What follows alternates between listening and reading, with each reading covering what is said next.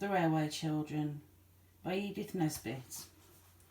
Chapter 11. The Hound in the Red Jersey. Bobby knew the secret now. A sheet of old newspaper wrapped round a parcel, just a little chance like that, had given the secret to her, and she had to go down to tea and pretend there was nothing the matter. The pretence was bravely made, but it wasn't very successful. For when she came in, everybody looked up from its tea and saw her pink-lidded eyes and her pale face with red tear blotches on it. "My darling," cried Mother, jumping up from the tea tray, "whatever is the matter?" "My head aches rather," said Bobby, and indeed it did. "Has anything gone wrong?" Mother asked. "I'm all right, really," said Bobby, and she telegraphed to her mother from her swollen eyes this brief imploring message: "Not before the others." Tea was not a cheerful meal. Peter was so distressed by the obvious fact that something horrid had happened to Bobby that he limited his speech to repeating, "More bread and butter, please," at startlingly short intervals. Phyllis stroked her sister's hand under the table to express sympathy and knocked her cup over as she did it. Fetching a cloth and wiping up the spilt milk helped Bobby a little, but she thought that tea would never end. Yet at last it did end, as all things do at last, and when Mother took out the tray, Bobby followed her. "She's gone to own up," said Phyllis to Peter. "I wonder what she's done." "Broken something, I suppose," said Peter. "But she needn't be so silly over it. Mother never rows for accidents. Listen." "Yes, they're going upstairs. She's taking Mother up to show her. The water jug with stalks on it, I expect it is." Bobby, in the kitchen, had caught hold of her mother's hand as she set down the tea things. "What is it?" Mother asked. But Bobby only said, "Come upstairs, come up where nobody can hear us." When she had got Mother alone in her room and locked the door, and then stood quite still and without words, all through tea she had been thinking of what to say. She had decided that "I know all," or "all is known to me," or "the terrible secret is a secret no longer," would be the proper thing. But now that she and Mother and that awful sheet of newspaper were alone in the room together, she found that she could say nothing. Suddenly she went to Mother and put her arms round her and began to cry again, and still she could find no words, only "Oh, Mummy, oh, Mummy, oh, Mummy," over and over again. Mother held her close and waited. Suddenly Bobby broke away from her and went to her bed. From under its mattress she pulled out the paper she had hidden there and held it out, pointing to her father's name with a finger that shook. "Oh, Bobby," Mother cried, when one little quick look had shown her what it was. "You don't believe it? You don't believe Daddy did it?" "No!" Bobby almost shouted. She had stopped crying. "That's all right," said Mother. "It's not true, and they've shut him up in prison, but he's done nothing wrong. He's good and noble and honourable, and he belongs to us. We have to think of that and be proud of him and wait." Again Bobby clung to her mother, and again only one word came to her, but now that word was Daddy, and "Oh, Daddy, oh, Daddy, oh, Daddy," again and again. "Why didn't you tell me, Mummy?" she asked presently. "Are you going to tell the others?" Mother asked. "No. Why?" "Because..." "Exactly," said Mother, "so you're to understand why I didn't tell you. We two must help each other to be brave." "Yes," said Bobby. "Mother, will it make you more unhappy if you tell me all about it then? I want to understand." So then, cuddling up close to her mother, Bobby heard all about it.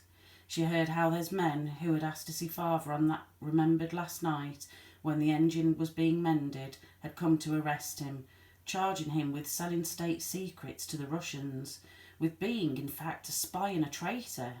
She heard about the trial, about the evidence, letters found in Father's desk at the office, letters that convinced the jury that Father was guilty. "Oh, how could they look at him and believe it?" cried Bobby. "And how could anyone do such a thing?" "Someone did it," said Mother, "and all the evidence was against Father. Those letters..." "Yes, how did the letters get into his desk?" "Someone put them there, and the person who put them there was the person who was really guilty. He must be feeling pretty awful all this time, said Bobby thoughtfully. I don't believe he has any feelings, Mother said hotly. He couldn't have done such a thing like that if he had. Perhaps he just shoved the letters into the desk to hide them when he thought he was going to be found out. Why don't you tell the lawyers or someone that it must have been that person? There wasn't anyone that would have hurt Father on purpose, was there? I don't know. The man under him who got Daddy's place when the awful thing happened, he was always jealous of your father because Daddy was so clever and everyone thought such a lot of him, and Daddy never quite trusted that man. Couldn't we explain all that to someone? Nobody will listen, said her mother bitterly. Nobody at all. Do you suppose I've not tried everything? No, my dearest, there's nothing to be done. All we can do, you and I and Daddy, is to be brave and patient and, she spoke very softly, to pray, Bobby dear. Mother, you've got very thin, said Bobby abruptly. A little, perhaps. And oh, said Bobby, I do think you're the bravest person in the world as well as the nicest. We won't talk of all this any more, will we, dear, said Mother. We must bear it and be brave. And darling, try not to think of it. Try to be cheerful and try to amuse yourself and the others. It's much easier for me if you can be a little bit happy and enjoy things. Wash your poor little round face and let's go out into the garden for a bit. The other two were very gentle and kind to Bobby, and they did not ask her what was the matter. This was Peter's idea, and he had drilled Phyllis, who would have asked 100 questions if she had been left to herself. A week later, Bobby managed to get away alone, and once more she wrote a letter, and once more it was to the old gentleman. My dear friend, you see what is in this paper. It is not true. My father never did it. Mother says someone put the papers in Father's desk, and she says the man under him that got Father's place afterwards was jealous of Father, and Father suspected him a long time ago. But nobody listens to a word she says. But you are so good and clever, and you found out about the Russian gentleman's wife directly. Can't you find out who did the treason? Because it wasn't Father, upon my honour. He's an Englishman and incapable to do such things. And Mother is getting so thin. She told us to pray for all the prisoners and captives. I see now. Oh, do help me. There is only just Mother and me, no, and we can't do anything. Peter and Phil don't know. I'll pray for you twice every day as long as I live if you'll only try. Just try to find out. Think if it was your Daddy, what would you feel? Oh, do help me. With love, I remain your affectionately little friend, Roberta. P.S. Mother would send her kind regards if she knew I am writing, but it is no use telling her I am in case you can't do anything. But I know you will. Bobby, with best love. She cut the account of her father's trial out of the newspaper with Mother's big cutting out scissors and put it in the envelope with her letter. Then she took it down to the station, going out the back way and round by the road so the others should not see her, and offered to come with. And she gave the letter to the station master to give to the old gentleman next morning. Where have you been? Shouted Peter from the top of the yard wall where he and Phyllis were. To the station, of course, said Bobby. Give us a hand, Pete. She set her foot on the lock of the yard door. Peter reached down a hand. What on earth? She asked as she reached the wall top, for Phyllis and Peter were very, very muddy.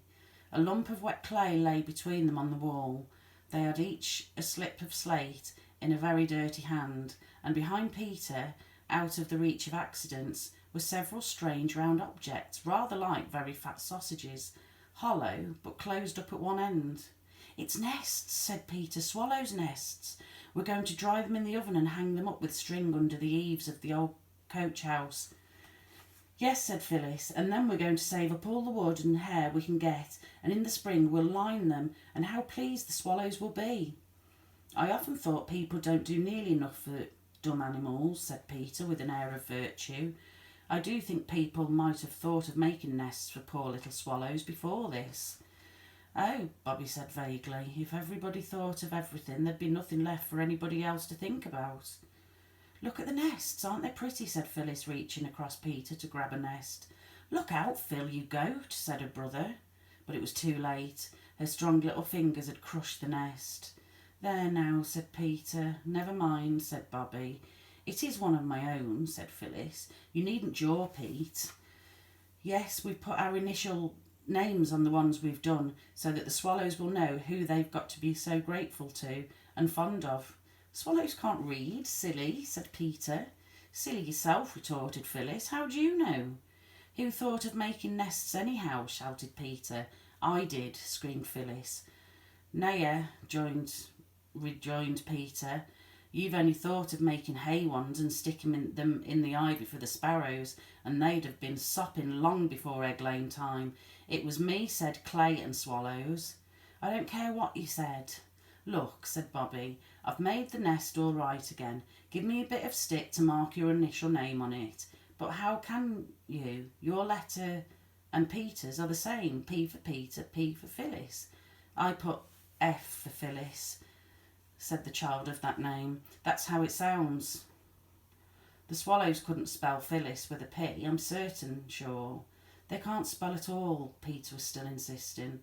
"Then why do you see them always on Christmas cards and Valentines with letters round their necks? How would they know where to go if they couldn't read?" "That's only in pictures. You never saw one really with letters round its neck."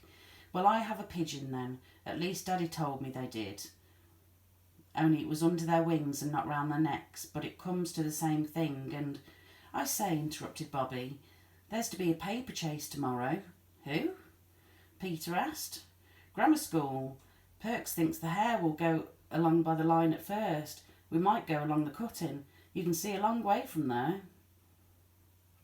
The paper chase was found to be a more amusing subject of conversation than the reading power of swallows.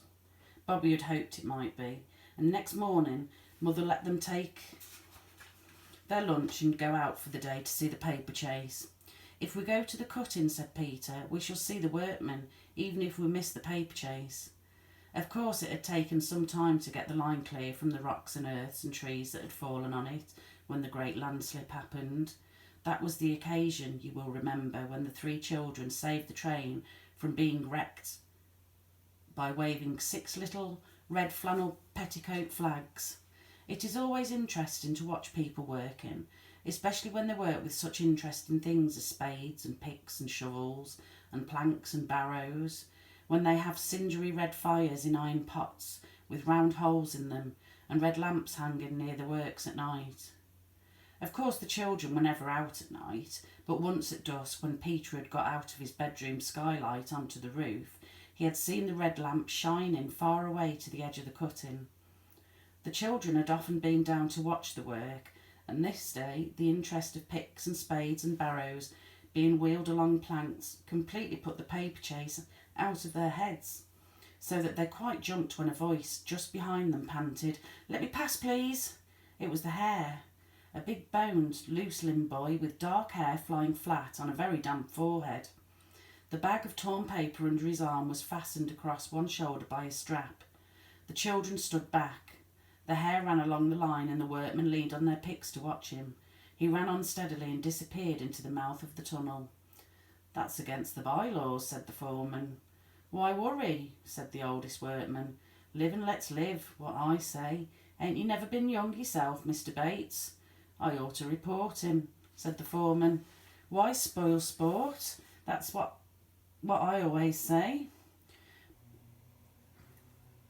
"Passengers are forbidden to cross the line on any pretence," murmured the foreman doubtfully. "He ain't no passenger," said one of the workmen. "Nor he ain't crossed the line, not where he could see him do it," said another. "Nor yet he made no pretences," said a third. "And," said the oldest workman, "he's out of sight now. What the eye don't see, the heart needn't take notice of. That's what I say." And now, following the track of the hare, by the little white blots of scattered paper came the bounds. There were 30 of them, and they all came down the steep ladder-like steps by 1s and 2s and 3s and 6s and 7s. Bobby and Phyllis and Peter counted them as they passed. The foremost ones hesitated a moment at the foot of the ladder, then their eyes caught the gleam of the scattered whiteness along the line, and they turned towards the tunnel, and by 1s and 2s and 3s and 6s and 7s disappeared in the dark mouth of it. The last one, in a red jersey, seemed to be extinguished by the darkness like a candle that is blown out. "They don't know what they're in for," said the foreman. "It ain't so easy running in the dark. The tunnel takes 2 or 3 turns." "They'll take a long time to get through, you think?" Peter asked. "An hour or more, I shouldn't wonder." "Then let's cut across the top and see them come out at the other end," said Peter. "We shall get there long before they do." The counsel seemed good, and they went. They climbed the steep steps from which they had picked the wild cherry blossom for the grave of the little wild rabbit, and reaching the top of the cutting, set their faces towards the hill through which the tunnel was cut. It was stiff work. "It's like Alps," said Bobby breathlessly. "Or Andes," said Peter. "It's like him is what's-its-name," gasped Phyllis. "Mount Everlasting. Do let's stop." "Stick to it," panted Peter. "You'll get your second wind in a minute." Phyllis consented to stick to it, and on they went, running when the turf was smooth and the slope easy, climbing over stones, helping themselves up rocks by the branches of trees, creeping through narrow openings between tree trunks and rocks, and so on and on, up and up, till at last they stood at the very top of the hill where they had so often wished to be. "Halt!" cried Peter, and threw himself flat on the grass. For the very top of the hill was a smooth turf tableland, dotted with mossy rocks and little mountain ash trees. The girls also threw themselves flat. "Plenty of time," Peter panted. "The rest's all downhill." When they were rested enough to sit up and look round them, Bobby cried, "Oh, look!" "What at?" said Phyllis. "The view," said Bobby. "I hate views," said Phyllis. "Don't you, Peter?" "Let's get on," said Peter. "But this isn't a view like they take you in carriages when you're at the seaside, all sea and sand and bare hills. It's like the coloured counties in one of Mother's poetry books." "It's not so dusty," said Peter. "Look at the aqueduct straddling slap across the valley like a giant centipede, and then the town sticking up their church spires up out of the trees like pens out of an inkstand. I think it's more like there could he sees the banners of 12 fair cities shine." "I love it," said Bobby. "It's worth the climb." "The paper chase is worth the climb," said Phyllis. "If we don't lose it, let's get on. It's all downhill now." "I said that 10 minutes ago," said Peter. "Well, I've said it now," said Phyllis. "Come on." "Loads of time," said Peter, and there was, for when they had got down a level with the top of the tunnel's mouth, they were a couple of 100 yards out of their reckoning and had to creep along the face of the hill. There was no sign of the hare or the hounds. "They've gone long ago, of course," said Phyllis, as they leaned on the brick parapet above the tunnel. "I don't think so," said Bobby, "but even if they had, it's ripping here, and we shall see the trains come out of the tunnel like dragons out of lairs. We've never seen that from the top side before." "No more we have," said Phyllis, partially appeased. It was really a most exciting place to be in. The top of the tunnel seemed ever so much farther from the line than they had expected, and it was like being on a bridge, but a bridge overgrown with bushes and creepers and grass and flowers. "I know, the paper chase has gone long ago," said Phyllis every 2 minutes, and she hardly knew where she was pleased or disappointed, when Peter, leaning over the parapet, suddenly cried, "Look out, here he comes!" They all leaned over the sun-warmed brick wall in time to see the hare, going very slowly, come out of the shadow of the tunnel. "There, now, what did I tell you? Now for the hounds." Very soon came the hounds by 1s and 2s and 3s and 6s and 7s. They were also going slowly and seemed very tired. 2 or 3, lagged far behind, came out after the others. "There," said Bobby, "that's all. Now what shall we do?" "Go along into Tulgey Wood over there and have lunch," said Phyllis. "We can see them for miles from up here." Not yet," said Peter. "That's not the last. There's the one in the red jersey to come yet. Let's see the last of them come out." But though they waited and waited, the boy in the red jersey did not appear. "Oh, let's have lunch," said Phyllis. "I've got a pain in my front with being so hungry. You must have missed seeing the red jerseyed one when he came out with the others." But Bobby and Peter agreed that he had not come out with the others. "Let's go down to the tunnel mouth," said Peter. "Then perhaps we shall see him coming along from the inside. I expect he felt spun-stuck and rested in one of the manholes. You stay up here and watch Bob, and when I signal from below, you come down. We might miss seeing him on the way down with all those trees." So the others climbed down and Bobby waited till they signalled to her from the line below, and then she too scrambled down the roundabout slippery path among the tree roots and moss till she stepped out between two dogwood trees and joined the others on the line. And still there was no sign of the hound with the red jersey. "Oh, do, let's have something to eat," wailed Phyllis. "I shall die if you don't, and then you'll be sorry." "Give her the sandwiches for goodness sake and stop her silly mouth," said Peter, not quite unkindly. "Look here," he added, turning to Bobby, "perhaps we'd better have one each too. We may need all our strength. No more than one, though, there's no time." "What?" asked Bobby, her mouth already full, for she was just as hungry as Phyllis. "Don't you see," replied Peter impressively, "that red-jerseyed hound has had an accident. That's where it is. Perhaps even as we speak he's lying on his head on the metals, an unresisting prey to any passing express." "Oh, don't try to talk like a book," cried Bobby, bolting what was left of her sandwich. "Come on, Phil, keep close behind me, and if a train comes, stand flat against the tunnel wall and hold your petticoats close to you." "Just give me one sandwich, please," cried Phyllis, "and I will." "I'm going first," said Peter. "It was my idea," and he went. Of course, you know what going into a tunnel is like. The engine gives a scream, and then suddenly the noise of the running, rattling train changes and grows different and much louder. Grown-up people pull up the windows and hold them by the strap. The railway carriage suddenly grows like night, with lamps, of course, unless you're in a slow local train, in which case lamps are not always provided. Then by and by the darkness outside the carriage window is touched by puffs of cloudy whiteness. Then you see a blue light on the walls of the tunnel. Then the sound of the moving train changes once more, and you are out in the good open air again, and grown-ups let out the straps go. The windows, all dim with the yellow breath of the tunnel, rattle down into their places, and you see once more the dip and catch of the telegraph wires beside the line, and the straight-cut hawthorn hedges with the tiny baby trees growing up out of them every 30 yards. All this, of course, is what a tunnel means when you are in a train, but everything is quite different when you walk in a tunnel on your own feet and tread on shifting, sliding stones and gravel on a path that curves downwards from the shining metals of the wall. Then you see slimy, oozy trickles of water running down the inside of the tunnel, and you notice that the bricks are not red or brown, as they are at the tunnel's mouth, but dull, sticky, sickly green. Your voice when you speak is quite changed from what it was out in the sunshine, and it is a long time before the tunnel is quite dark.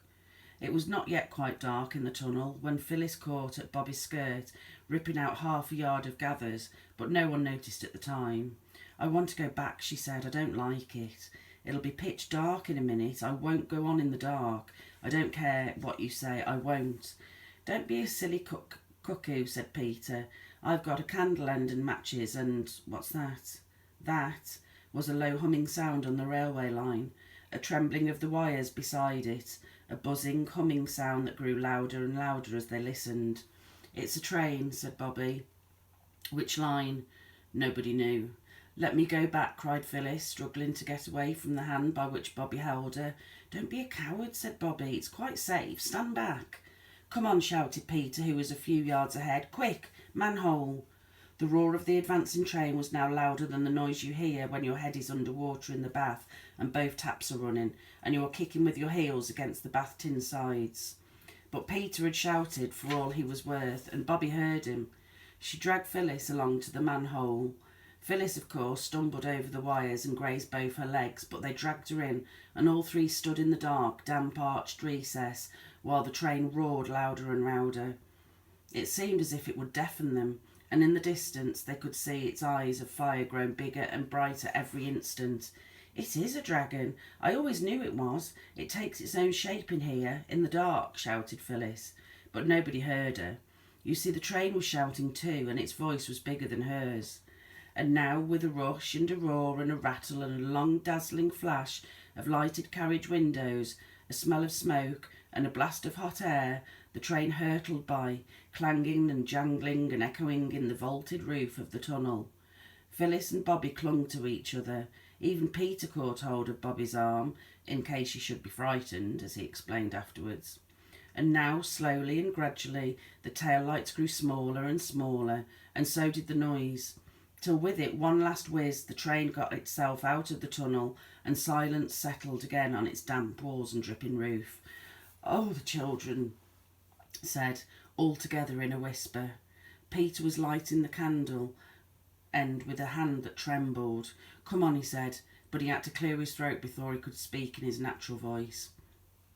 "Oh," said Phyllis, "if the red jersey was in one way of the train."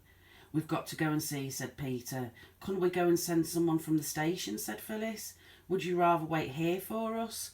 asked Bobby severely, and of course that settled the question. So the three went on into the deeper darkness of the tunnel. Peter led, holding his candle end high to light the way. The grease ran down his fingers and some of it right up his sleeve. He found a long streak from wrist to elbow when he went to bed that night. It was not more than 150 yards from the spot where they had stood while the train went by that Peter stood still, shouted, "Hello," and then went on much quicker than before. When the others caught him, he stopped within a yard of what they had come in the tunnel to look for.